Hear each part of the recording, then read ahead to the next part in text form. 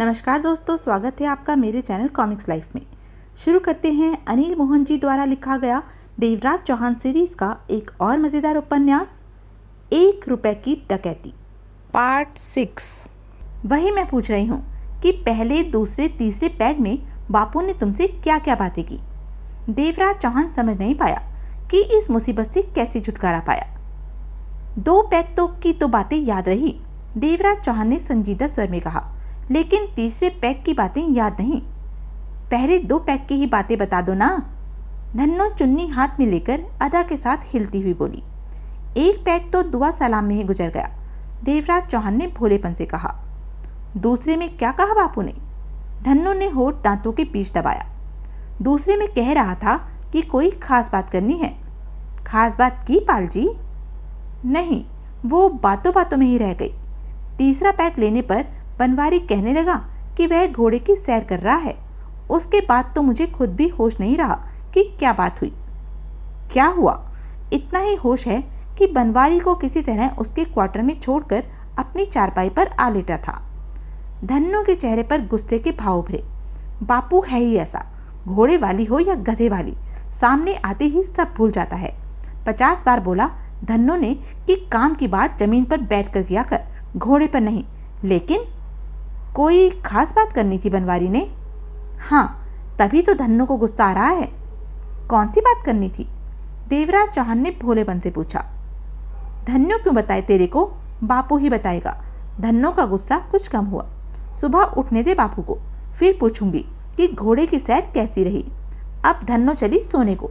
सारा दिन काम करती रहे और रात को भी फुर्सत नहीं। घोड़े वाली ने सत्यानाश करके रख दिया। बड़बड़ाते हुए धन्नो बाहर निकल गई। देवराज चौहान ने चैन की सांस ली और उठकर दरवाजा बंद करके सिटकने चढ़ा दी। अगर धन्नो इसी तरह उसके पीछे लगी रही तो किसी दिन उसके लिए अनजाने में मुसीबत खड़ी कर देगी। देवराज चौहान ने लाइट ऑफ की और चारपाई पर आ लेटा। बेडरूम में तिजोरी कहाँ थी वह ढूंढ ली गई थी। अब उसे खोलना बाकी था, तभी 1 रुपए की डकैती हो सकती थी। लेकिन देवराज चौहान इस बात से वाकिफ था कि तिजोरी खोलना उसके लिए आसान नहीं, खास तौर से ऐसी तिजोरी जिसमें डबल लॉक हो, चाबी वाला भी और कॉम्बिनेशन वाला भी। लेकिन यह सोचकर वह हाथ तो खड़े नहीं कर सकता था। उसने अंत तक कोशिश करनी थी कि तिजोरी खुल जाए और वह 1 रुपए की डकैती कर सके। उसी 1 रुपए के सिक्के के ऊपर बाग जाति में मौजूद खजाने का दारोमदार था, जिसे वह हर हाल में हासिल करना चाहता था। अब देवराज चौहान को ताला खोलने वाले औजार चाहिए थे। उन औजारों को जगमोहन ने लेकर आना था। उसके बाद ही काम आगे बढ़ सकता था। जगमोहन औजारों को कल भी ला सकता था और 2 दिन बाद भी। देवराज चौहान के पास जगमोहन का इंतजार करने के अलावा और कोई रास्ता नहीं था। मीर सिंह चावला की वापसी रात को 2:15 बजे हुई। मीर सिंह वक्त बिताने के लिए क्लब में चला गया था। ताश के कुछ खेल खेलने और चंद पैग पीने के बाद खाना खाया तो इसी में 1 बज गया। क्लब से चलते चलते आधा घंटा और लगा। अजीत मलिक मीर सिंह के इंतजार में जाग रहा था। मीर सिंह अपने बेडरूम में पहुंचा तो मलिक पीछे पीछे आ गया था। क्या रहा? मीर सिंह ने टाई के नॉट खोलते हुए लापरवाही भरे अंदाज में बोला। देवराज चौहान ने तिजोरी तलाश कर ली है, अजीत मलिक ने कहा। Good, very good. Mir Singh Malik को देखकर मुस्कुराया। कुछ तो मामला आगे बढ़ा। सुनकर मजा आया। तिजोरी तलाश करने के बाद अलमारी के पल्ले बंद किए और खामोशी से वापस चला गया। मीर सिंह चावला की निगाह अलमारी के बंद पल्लों की तरफ उठी। ठंडा करके खाने की आदत है देवराज चौहान को। मीर सिंह के होठों पर जहरीली मुस्कान उभरी। अब जब भी उसे दूसरा मौका मिलेगा तिजोरी खोलने की चेष्टा करेगा। लेकिन सर, उसके पास ताले खोलने के औजार तो है नहीं। होंगे। नहीं है सर, मलिक ने विश्वास भरे स्वर में कहा। भीतर आते हुए गनमैनों ने उसकी ठीक तरह से तलाशी ली थी। औजार के नाम पर उसके पास पेचकस भी नहीं था। मीर सिंह ने क्षण भर के लिए सोचा, फिर सिर हिलाया। नहीं है तो इंतजाम भी हो जाएगा। कोई ना कोई रास्ता तो निकाल रखा होगा देवराज चौहान ने। सर, मलिक ने धीमे स्वर में कहा, एक बात कहूँ? मीर सिंह की निगाह मलिक पर जा टिकी। सर, मेरे ख्याल में आप तिजोरी में से वह सिक्का निकाल नहीं। मीर सिंह ने नकारात्मक ढंग में सिर हिलाया। ऐसा करने से खेल का मजा खराब हो जाएगा। देवराज चौहान की गर्दन हमारे हाथों में है। वह हमारी जद में है, हम जब भी चाहें उसे डिब्बा बंद कर सकते हैं। फिर परवाह क्या, वह जो भी करता है उसे करने दो, खेलने दो उसे। यूँ समझो कि यह उसकी ज़िंदगी की आखिरी मज़े हैं। ले लेने दो, हम भी तो मज़े ले रहे हैं मालिक। जैसा आप ठीक समझे सर। देवराज चौहान को एक मौका और देना चाहिए, आज की तरह ही बाहर जाकर। लेकिन दूसरा मौका तभी दिया जा सकता है जब हमें यकीन हो जाए कि उसके पास तिजोरी खोलने के औजार हैं। कहते हुए मीर सिंह ने सवारिया निगाहों से अजीत मलिक को देखा। मेरी जानकारी के मुताबिक तो उसके पास कोई औजार नहीं है। मीर सिंह ने सिगरेट सुलगाकर सोच भरे अंदाज में सिर हिलाया। अगर उसके पास औजार नहीं है तो आ जाएंगे। देवराज चौहान ने इसके लिए कोई तो रास्ता बना रखा होगा। औजार लेने के लिए या तो वह खुद बाहर जाएगा या कोई उसे औजार देने आएगा। यह कैसे मुमकिन है सर कि कोई भीतर आकर उसे औजार दे जाए? मत भूलो, वह देवराज चौहान है। यह जुदा बात है कि इस वक्त अनजाने में हमारे फंदे में आ फंसा है, लेकिन शेर शेर ही होता है। मीर सिंह ने शांत स्वर में कहा। उसे किसी भी तरफ से कमजोर मत समझना। यस सर, जैसे चल रहा है वैसे ही चलने दो। देवराज चौहान से वास्ता रखती कोई खबर हो तो बताना। जी। मलिक इजाज़त लेकर वहाँ से चला गया। सुबह के 8 बजे थे। देवराज चौहान ने नहा धोकर नीले कपड़े नौकरों की वर्दी पहनी ही थी कि मोहन लाल ने भीतर प्रवेश किया। क्या हाल है गुरु? मोहन दादाई अंदाज में बोला।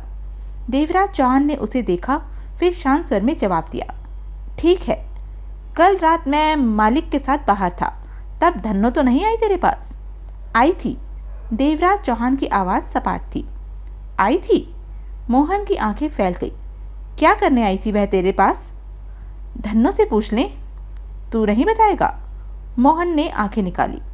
देवराज चौहान ने कोई जवाब नहीं दिया। तभी मोहन की निगाह फर्श पर पड़े 2 गिलास और भुजिया के लिफाफे पर पड़ी। तो तू पीता भी है? बहुत कम, जब कोई सामने वाला पिला दे तो। देवराज चौहान का स्वर भावहीन था। तो रात तेरे को पिलाने कौन आया था? बनवारी। कहने लगा घोड़े वाली है, अंग्रेजी। हम दोनों ने खूब जमकर पी। घोड़े वाली? अंग्रेजी? मोहन की आंखें फैल गई। वह तो मैंने दी थी बनवारी को, इसलिए नहीं दी थी कि वह तेरे को पिलाता फिरे। वाह, मेरा जूता मेरा सिर। अभी पूछता हूँ बनवारी को।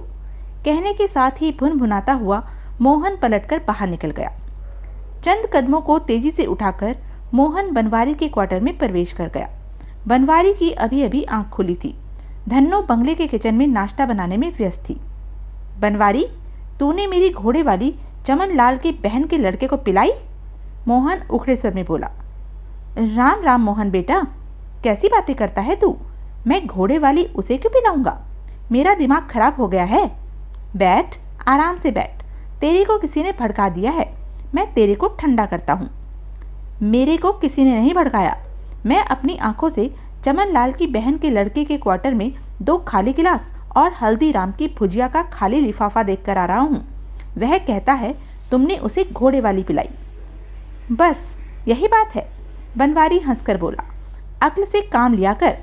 वह गांव का गधा, उसके तो दूध पीने के दिन है, घोड़े वाली क्या पिएगा? दरअसल बेटा, उसके पास हल्दीराम भुजिया का पैकेट था। मैंने सोचा वह पैकेट खुलवा लूं। वह तो मुझे पहले ही पता था कि घोड़े वाले की खुशबू लेते ही लुढ़क जाएगा। हुआ भी वही। पहला पैक भी नहीं पी सका, आधा गिलास खत्म करके ही लुढ़क गया। और मैं मजे से उसकी भुजिया खाता रहा, पीता रहा। उसने तो कुछ भी नहीं पी। सच कह रहा है। राम राम, मैं भला झूठ क्यों बोलूँगा? धन्नो से पूछ ले। धन्नो का जिक्र आते ही मोहन कुछ नर्म पड़ा।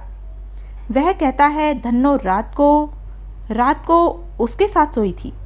मजाक किया होगा, वह तो अपनी चारपाई पर सो ही रही थी। किसी की बातों में मत आया कर बेटे, जमाना बहुत खराब है, भड़काने वाले बहुत हैं। पाल ने जानबूझकर ऐसा कहा कि तू मेरे से आकर लड़े, हमारी दोस्ती टूट जाए और वह धन्नो से ब्याह कर ले। ओह, ऐसा तो मैंने सोचा ही नहीं था। सोचा कर, दूसरों की बातों में ना आया कर। ठीक कहते हो बनवारी, धन्नो के साथ मेरी शादी हो जाएगी। सुबह सुबह का वक्त है, नहाना धोना है। अभी तू जा, फिर बात करेंगे। मोहन सिर हिलाकर बाहर निकल गया। दिन के 12 बज रहे थे जब जगमोहन सिर पर छोटा सा पीपा उठाए मेन गेट पर पहुंचा। पीपे के ऊपर ढक्कन लगा था जिसकी कुंडी में 2 रुपए वाला छोटा सा ताला लटक रहा था। सिर पर गमछा और गमछे के ऊपर पीपा था। जगमोहन का हुलिया ऐसा था कि देखने पर लगता था जैसे सीधा गांव से आ रहा हो। शरीर पर मैला सा धोती कुर्ता, धोती में आधी से ज्यादा पिंडलियां नंगी नजर आ रही थी। पाँव में ऐसी चप्पलें जिन्हें कम से कम 8 बार कई जगह से गांठा गया था। गंदे हो रहे पाँव, सिर के बाल बेहद छोटे और पीछे लटक रही छोटी सी चुटिया, बल खाकर ऊपर को जाती मूछें, चेहरे पर 2 दिन की बड़ी शेव, खास देहाती लग रहा था जगमोहन। राम राम पुलिस जी। जगमोहन गेट पर मौजूद चारों गनमैनों से कह उठा, हमें तनिक भीतर जाने देवे, हमारा भाई है अंदर। चिट्ठी मिली तो गांव से दौड़े दौड़े आ गए, दम नहीं लिया रास्ते में। गनमैनों की निगाहें मिली। कौन हो तुम? मैं रामपाल हूँ पुलिस जी। भीतर मेरा भाई काम करता है, सुरेंद्र पाल। उसने हमें चिट्ठी में लिखा कि वह बहुत बड़े अमीर आदमी मीर साहब के यहाँ काम कर रहा है। हमको बहुत खुशी हुई। शहर तो हम आ ही रहे थे, सोचा बादाम और देसी घी के लड्डू बनाकर ले चलूं। खोलो ना। सिर पर पीपा रखे रखे हमारी तो गर्दन अकड़ गई है। नीचे रखो पीपे को। लो, ई का बात हुई, हम इतनी दूर से उठाकर चले आ रहे हैं और नीचे रखो, गनमैन ने सख्त स्वर में कहा। हाँ हाँ पुलिस जी, जगमोहन घबरा जाने वाले अंदाज में बोला। रख देता हूँ। जगमोहन ने पीपा नीचे रखा और सिर पर पड़े गमछे को उठाकर चेहरे पर आया पसीना पोंछते हुए बोला, न ठंडी लस्सी न ही दूध, यह कौन तरीका है स्वागत का? क्या है इस पीपे में? देसी घी और पिसे हुए बादाम के लड्डू। खोल कर दिखाओ। हम चोर नहीं हैं, खोल कर दिखा देते हैं। गांव के लोग हैं हम, इज्जतदार हैं, ऐसे वैसे नहीं हैं, पूरा गांव जानता है। चौधरी भी हमें सलाम मारता है। हाँ, कहते हुए जगमोहन ने पीपा खोल दिया। देसी घी की खुशबू वहां फैल गई। पीपा ऊपर तक मोटी मोटी पिन्नियों से ठूस ठूस कर भरा हुआ था। इससे पहले कोई गनमैन कुछ कहता, एक कार पास आकर रुकी।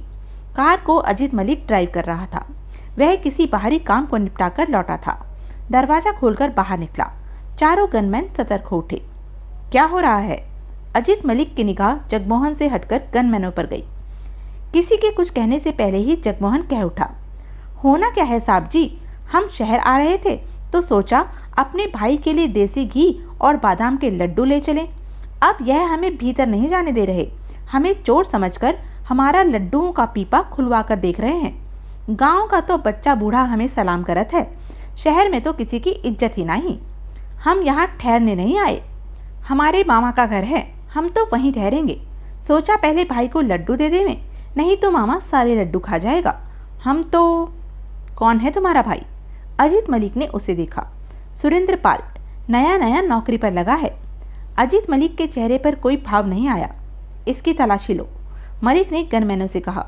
फिर जगमोहन से बोला, पीपा बंद करके एक तरफ हट जाओ, मैं भीतर जाकर सुरेंद्र पाल को भेजता हूँ। ठीक है साहब जी। जगमोहन सिर हिलाता हुआ पीपा लिए एक तरफ हो गया। मलिक कार में बैठा और स्टार्ट करके कार आगे बढ़ा दी। तब तक गनमैन ने गेट खोल दिया था। अजीत मलिक कार को भीतर ले जाता चला गया। गनमैन जगमोहन की तलाशी लेने लगे। ले लो भाई, अच्छी तरह देख लो, हम चोर नहीं, इज्जतदार हैं हम। चुप, गनमैन ने घुड़का। हम यह नहीं देख रहे। जगमोहन चेहरे पर ऐसे भाव लाया जैसे सहम सा गया हो। क्या देख रहे हैं पुलिस जी? जगमोहन ने घबराए से स्वर में पूछा। देख रहे हैं तुम्हारे पास कोई हथियार तो नहीं, चाकू बंदूक और? राम राम, जगमोहन कानों को हाथ लगाकर कह उठा। चाकू रखकर हमने क्या करना है? सेब तो हम दांतों से ही तोड़कर खा लेते हैं। और दंबूक?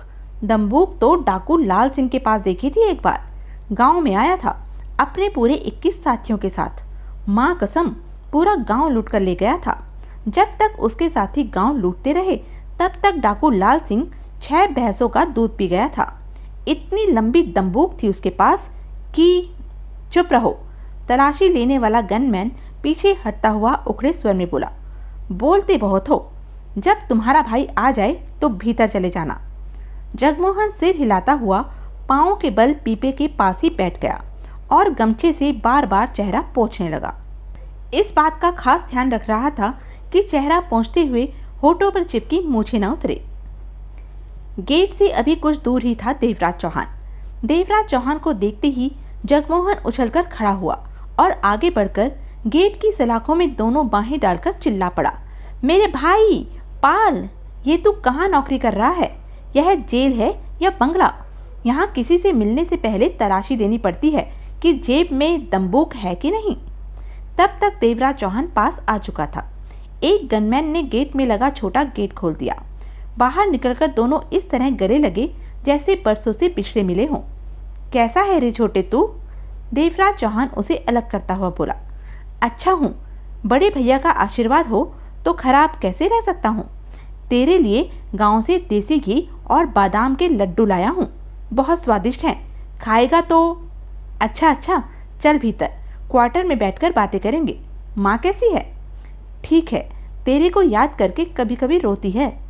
देवराज चौहान ने आगे बढ़कर पीपा उठाया और जगमोहन को लेकर भीतर प्रवेश कर गया। जगमोहन आसपास ऐसे देखता हुआ चल रहा था जैसे यह सब पहली बार देखा हो। महल जैसा बंगला, उसके आसपास फूलों की क्यारियां, खूबसूरत पेड़, बाग। यह जगह कितनी अच्छी है पाल भैया, दिल करता है सारी उम्र यहीं बीत जाए। जगमोहन खुशी से बोला। हम यहाँ नौकर हैं पगले, यह तो बड़े लोगों के ठाठ हैं। कहते हुए देवराज चौहान ने उसके कंधे पर हाथ रखा। देवराज चौहान और जगमोहन यह सब इसलिए कह रहे थे कि अगर कोई उन पर नजर रख रहा हो या फिर वैसे ही उन पर शक न हो, परंतु वह यह नहीं देख पाए कि मीर सिंह चावला की पैनी निगाह उन दोनों पर थी। उसके होठों पर कहर भरी मुस्कान उभरी पड़ी थी। अपने बेडरूम के पर्दे की झिर्री में से उन दोनों को देख रहा था। आंखों में दरिंदगी भरे भाव नाच रहे थे। कदमों की आहट पाकर मीर सिंह पलटा।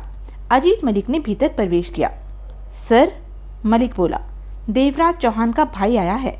गांव से पीपे में देसी घी के लड्डू लाया है। अगर मैं लड्डुओं के नीचे हाथ मारता तो वहां अवश्य तिजोरी खोलने वाले औजार मिलते। मीर सिंह कहर भरे अंदाज में मुस्कुराया। तुम उस पीपे में लड्डू समझकर ही चलो। लेकिन सर, हम इस तरह कब तक खामोश रहेंगे? मलिक ने पूछा। ज़्यादा वक्त नहीं है, जल्दी ही देवराज चौहान और मैं आमने सामने होंगे। मीर सिंह के दांत भिज गए। अजीत मलिक ने कुछ नहीं कहा। देवराज चौहान पर नज़र रखो, इस तरह कि उसे महसूस न हो कि उस पर नज़र रखी जा रही है। कोई खास बात हो तो रिपोर्ट देना। मीर सिंह दरिंदगी भरे स्वर में कह उठा।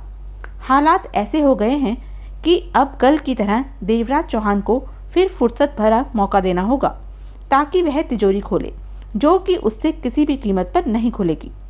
Yes sir. मीर सिंह के चेहरे पर छाए भावों को देखकर अजीत मलिक सतर्क हो उठा था।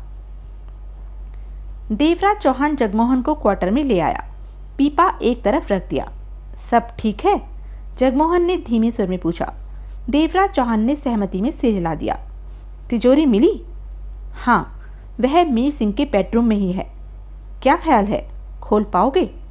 कह नहीं सकता, तिजोरियाँ खोलना मेरा काम नहीं है, फिर भी कोशिश करूँगा कि कामयाब हो जाऊँ। मीर सिंह को शक तो नहीं हुआ कि? नहीं, अभी तक तो सब ठीक है। सावधान रहना, यहाँ पर तो बड़ी टाइट सिक्योरिटी है। जगमोहन का स्वर धीमा ही था। देवराज चौहान ने सिर हिलाया। पीपे में पिन्नियों के नीचे वह औजार पड़े हैं जो तुमने लाने को कहे थे। कोई औजार कम तो नहीं? नहीं, भीतर आने से पहले गार्ड्स ने पीपे को खोलकर देखा था, मेरी तलाशी ली। बहुत सतर्क रहते हैं ये लोग। मीर सिंह सतर्क रहने वाला आदमी है क्योंकि उसके दुश्मन बहुत हैं। देवराज चौहान ने कुर्सी पर बैठते हुए शांत स्वर में कहा। रिवॉल्वर नहीं लाए? वह भी औजारों के साथ पीपे में पड़ी है। लोडेड? 6 गोलियां, जगमोहन ने कहा। इससे पहले देवराज चौहान कुछ कहता, धन्नो ने तेजी से भीतर प्रवेश किया। हाय रे, मालूम हुआ पाल का भाई आया है, तो धन्नो दौड़ी चली आई। आखिर पाल के रिश्तेदारों में तो अब मेरी पहचान हो ही जानी चाहिए। कल का काम आज सही। धन्नो ने कहते हुए जगमोहन को देखा। क्यों रे, कैसा है तू? अच्छा हूँ, जगमोहन ने जल्दी में कहा। नाम तो बता दे रे। धन्नो चुन्नी का कोना हाथ में पकड़कर हवा में लहराती हुई बोली। रामपाल, रामपाल नाम है मेरा। क्यों नहीं होगा, यह सुरेंद्र पाल, तू रामपाल। और कितने पाल हैं रे? उनके नाम भी बता दे धन्नो को। जगमोहन ने असमंजस भरी निगाहों से देवराज चौहान को देखा। देवराज चौहान मुंह फेरे आराम से बैठा था। तू भी शर्माता है धन्नो से बात करने में, धन्नो ने शोक स्वर में कहा। तभी देवराज चौहान उठा और बाहर की तरफ बढ़ते हुए बोला, मैं अभी आता हूँ। देवराज चौहान के जाते ही धन्नो आगे बढ़कर चारपाई पर बैठी और जगमोहन से बोली, अब तू ही बता दूसरे पाल, धन्नो पहले पाल से शादी करना चाहती है तो कोई गुनाह करना हो गया? बिल्कुल नहीं, जगमोहन की समझ में कुछ मामला आया। तो फिर पहला पाल शादी क्यों नहीं करता? धन्नो, जगमोहन प्यार से बोला, पहले पाल को छोड़, दूसरे पाल की बात कर। दूसरा पाल तेरे से ब्याह करेगा। भाई शादी नहीं करता, माँ बहुत जोर लगाती है, मैं करता हूँ तो मेरी नहीं करती, कहती है पहले बड़ा फिर छोटा। कहने के साथ ही जगमोहन ने पीपे में से पिन्नी निकालकर धन्नो के हाथ में थमा दी। ले खा इसे, बादाम पीसकर देसी घी डालकर बनाई है, सेहत बनेगी। धन्नो जितनी तगड़ी होगी शादी में उतना ही मजा आएगा। सो तो है, धन्नो पिन्नी खाते हुए बोली, यह तो बहुत स्वादिष्ट है, खा खा और खा, तू बहुत अच्छा है रे। फिर तो तेरी मेरी शादी पक्की। देख रे, मैं तेरे से शादी नहीं कर सकती, धन्नो मजबूर है। धन्नो तेरे भाई को चाहती है, उसी से शादी करेगी। हाँ, घर जाकर माँ से बोल देना, तेरे भाई ने धन्नो को पसंद कर लिया है और बहुत जल्द धन्नो को दुल्हन बनाकर घर में ला रहा है। वाह, जगमोहन ने मुंह बनाकर हाथ नचाया। पिन्नी तेरे को मैं खिलाऊं और शादी तू भैया से करे, यह भला कहाँ की शराफत हो गई? तो क्या हो गया, जब बहू बनकर तेरे घर में आऊंगी तो तू धन्नो के हाथ का बना खाना नहीं खाएगा, हिसाब बराबर। धन्नो किसी का उधार अपने सिर पर नहीं रखती, वह तो मैं देख ही रहा हूँ। क्या पिन्नी तो मेरी खा रही है और गीत भैया के गा रही है? ये तो धन्नो की पुरानी आदत है। तुमने वह कहावत तो सुनी होगी कि ढोल कोई बजाता है और सुनता कोई और है। धन्नो इतनी बेवकूफ़ नहीं कि पिन्नी खिलाकर तू उससे शादी कर लेगा, लेकिन तेरी पिन्नी खाई है इसलिए तेरे को धन्नो शादी से पहले ही तेवर मान लेती है। सत्यानाश, जगमोहन बड़बड़ा उठा, तुमने तो सीधा ही कुएं में पटक दिया, ना इधर का रहा और ना उधर का रहा। पिन्नी खिलाने से पहले ही मुझे सारी बात साफ कर लेनी चाहिए थी। क्या बोला तू धन्नो को? धन्नो ने आंखें निकालकर उसे देखा। कुछ नहीं, जगमोहन कुड़कर कह उठा, मुझे अपने आप से बात करने की आदत है। ठीक है, तू बात करता रह, धन्नो के पास फुर्सत नहीं है। लंच तैयार हो रहा है, किचन को जाकर देखना है, कोई भी चीज़ खराब बनी तो धन्नो की बेइज्जती हो जाएगी।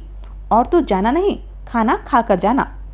तभी देवराज चौहान ने भीतर प्रवेश किया। अपने भाई को खाना खाए बिना मत जाने देना, हाँ, नहीं तो धन्नो को गुस्सा आ जाएगा। देवराज चौहान ने खामोशी से सिर हिला दिया। धन्नो जल्दी से बाहर निकल गई। पीपी में से सामान निकालकर दिखाऊं? जगमोहन बोला, नहीं, फुर्सत के वक्त मैं खुद देख लूँगा।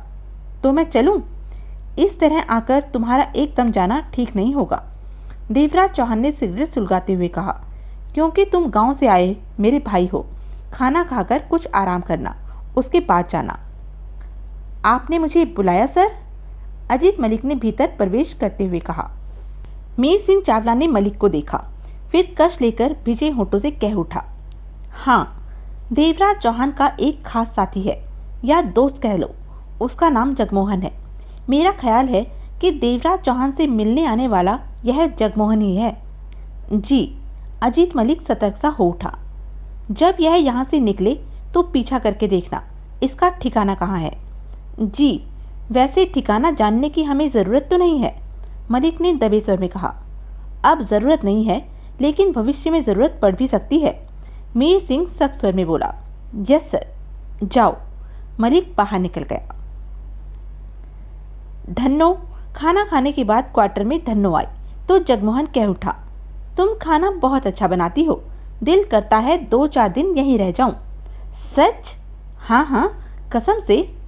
तो जाकर अपनी माँ को बता देना कि आने वाली बहू बहुत अच्छा खाना बनाती है, MDH के मसाले डालती हूँ और सफोला रिफाइंड ऑयल इस्तेमाल करती हूँ। अगर खाना बढ़िया चाहिए तो इन सब चीज़ों को तैयार रखे, उंगलियाँ चाटते रह जाओगे। अब तो माँ को बताना ही होगा, जगमोहन ने गहरी सांस लेकर कहा। धन्नो ने गले में लटक रही चुन्नी को हाथ में पकड़कर अदा के साथ हिलाया। धन्नो, जगमोहन बोला, तू कहे तो माँ को भेज ही दूं बात करने के लिए। भेजे, फिर तो मजा आ जाएगा। बात बात क्या करनी है, डोली साथ ही लेते जाना। यह बात भी ठीक है, जगमोहन ने गहरी सांस लेकर कहा। मैं कैसी लगती हूँ रे?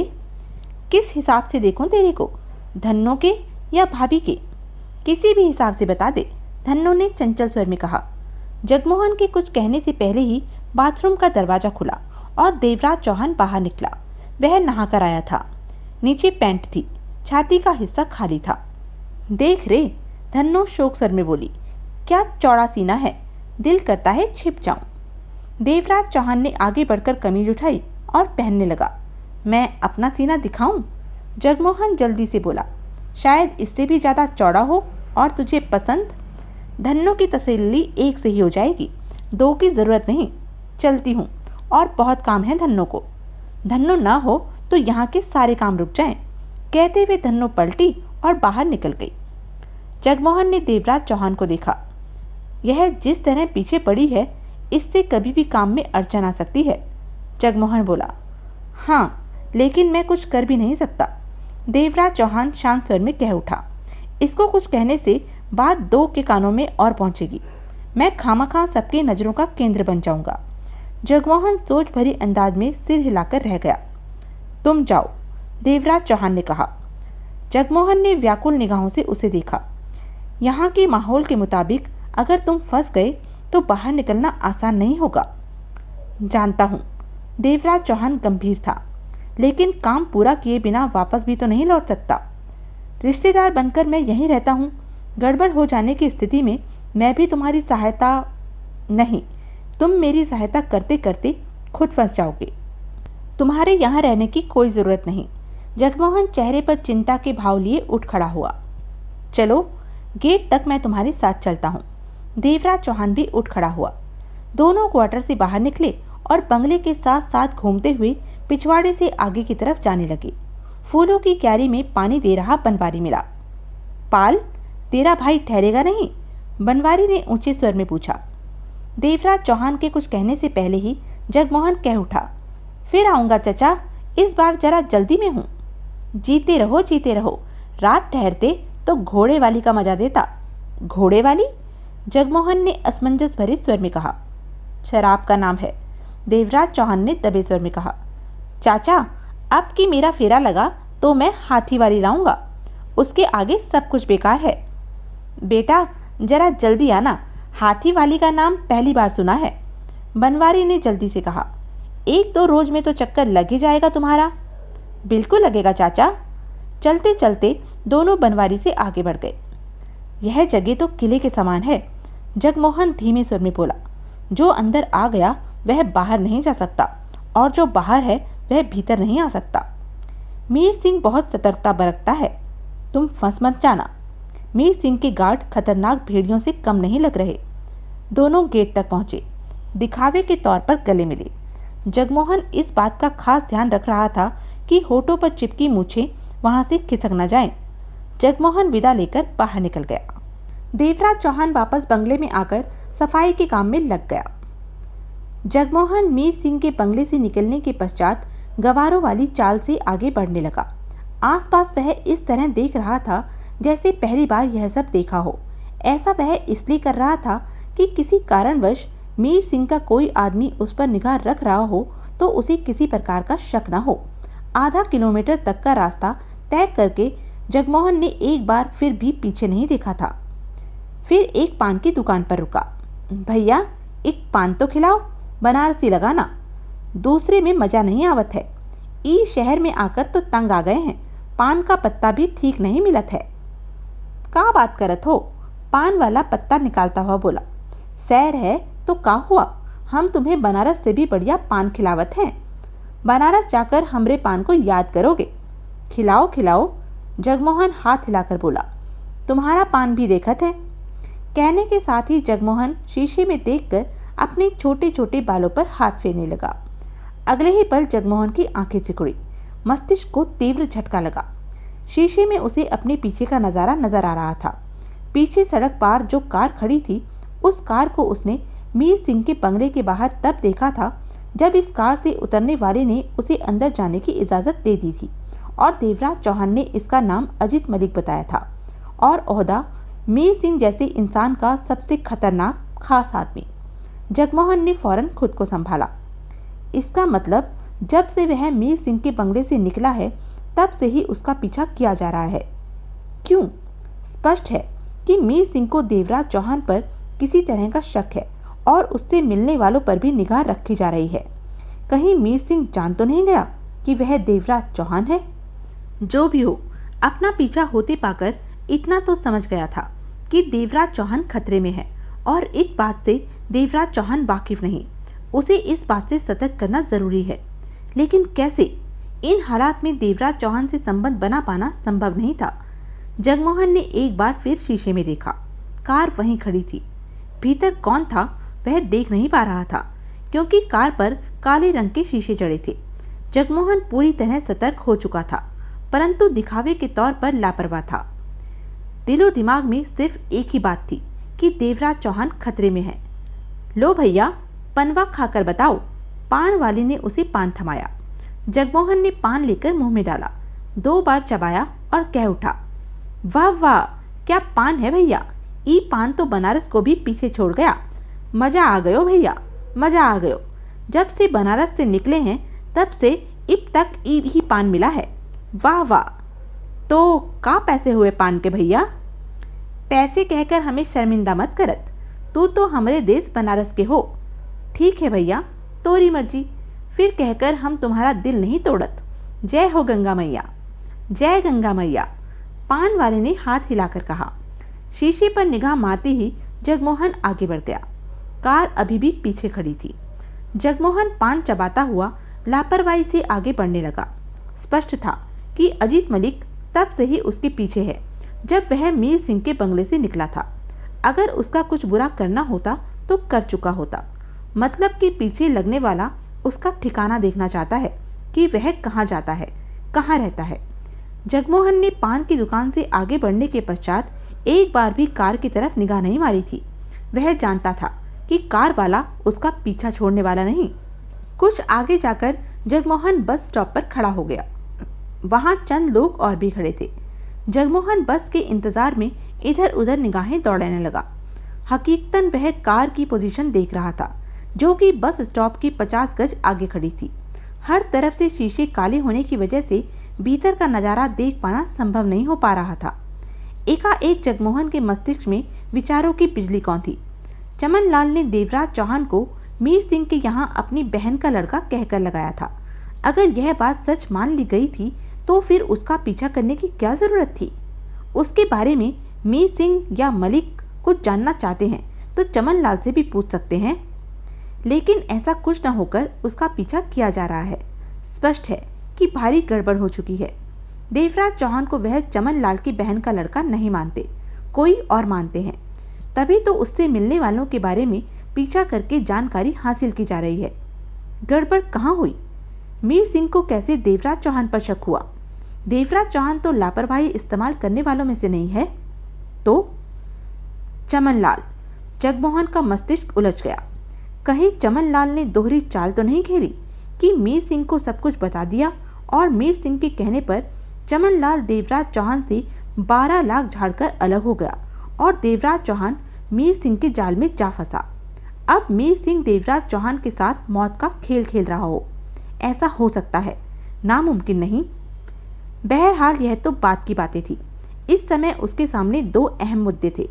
एक तो यह कि देवराज चौहान खतरे में था, उसे खतरे से आगाह करना जरूरी था, और पीछे लगे मीर सिंह के इस आदमी से कार से पीछा छुड़ाना जरूरी था।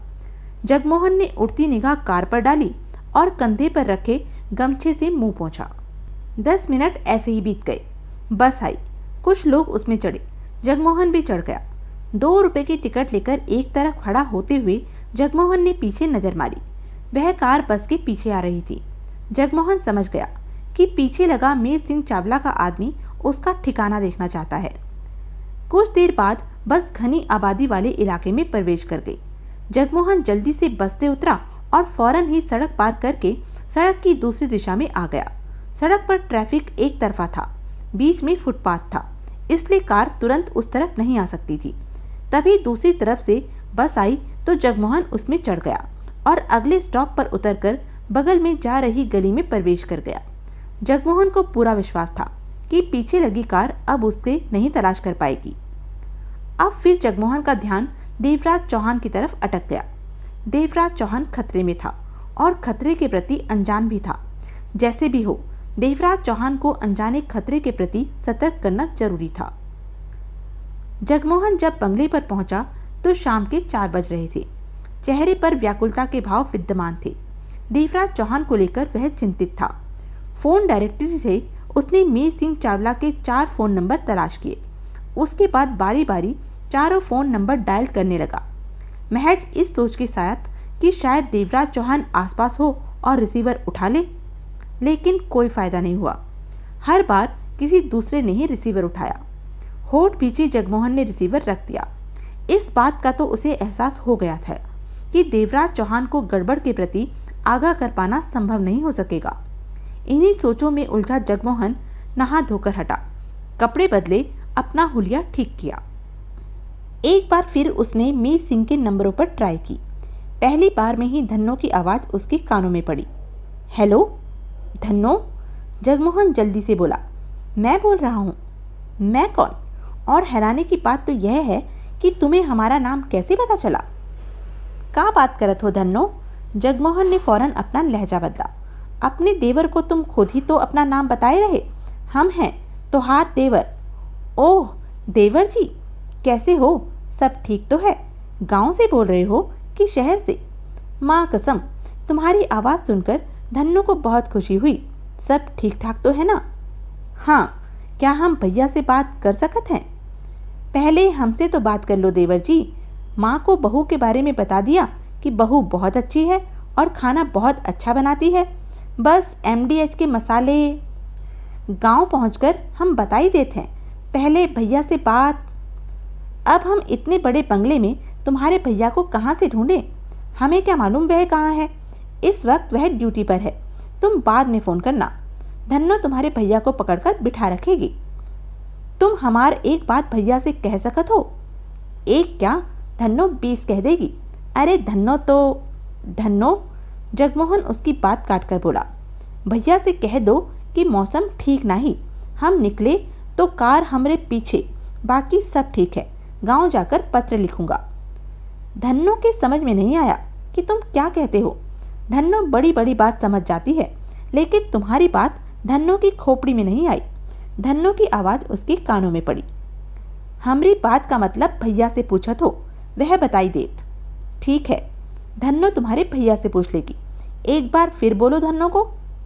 भैया से कहत हो मौसम नहीं ठीक, हम निकले तो कार हमर पीछे, बाकी ठीक है। तो यह थी अब तक की कहानी। आगे की कहानी जानने के लिए बने रहें मेरे साथ। और हाँ, मेरे चैनल को लाइक, शेयर और सब्सक्राइब करना ना भूलें। धन्यवाद।